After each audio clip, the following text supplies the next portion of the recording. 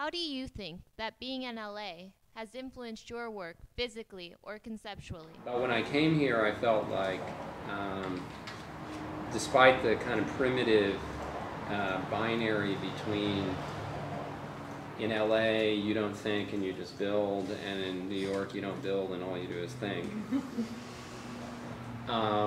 Whether I was coming to enjoy the kind of visceral freedom that theoretically one felt in LA, which was dramatized by the physical environment. That's very, very real for any. You have to kind of really want that to become super instrumental in terms of it. And the initial thought is moving to this kind of cracked utopia, dystopia, weird landscape that you have to essentially cultivate and curate in your head. Was far more fascinating and interesting and challenging than coming from a place like New York, which more or less told you what it was and presented itself to you in a kind of less mysterious way.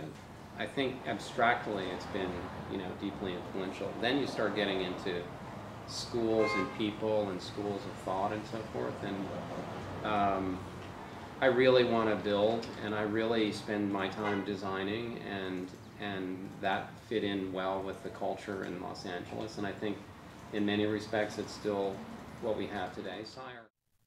In regards to craftsmanship, do you feel like the manufacturing of modules, machine craft, has begun to degrade how people view craftsmanship? Machine craft? Yeah, exactly.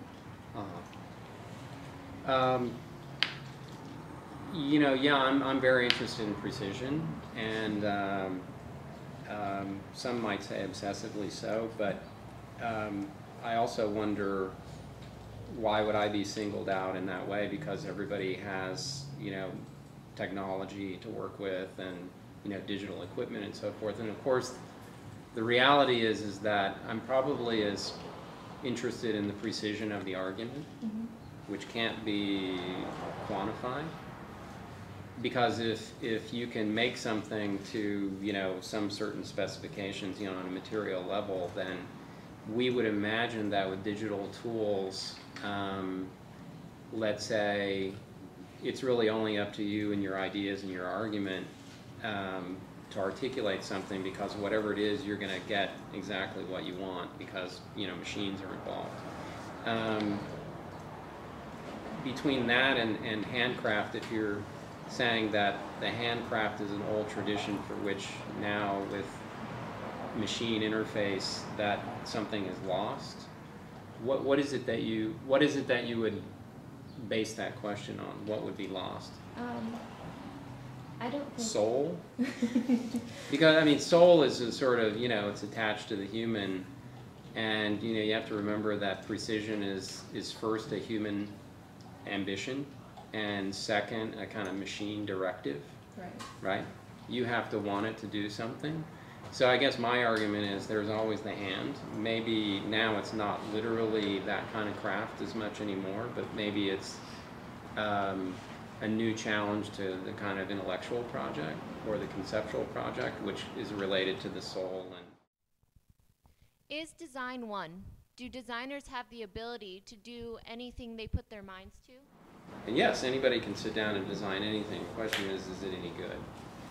Because I do actually think that there are sets of skills that you need to have, and they need to be developed when you do things at different scales. That's why when somebody says, oh, I'm not good at big buildings, well, you might not be if you've only done a couple, or if you've avoided it. I don't see how you automatically could be good. Or I would think if you're designing an airport, it would be a challenge. It wouldn't be easy. You wouldn't just be able to go, I think that's an airport. I think that's a house. I don't believe in that. I think that there is more discipline in a way. And since, let's say, you could choose these courses, at least at some level there was some rigor or some study that you went through, as opposed to just, hubris or confidence, like, let me design a car. I wouldn't want very many architects to design a car, and it would look like a fucking building, not a car. And Yet, and so I had a phobia against that, and I always would tell people, I only design buildings. That's all I was trained to do. That's why I don't have any pre. And more and more, I kind of let that go.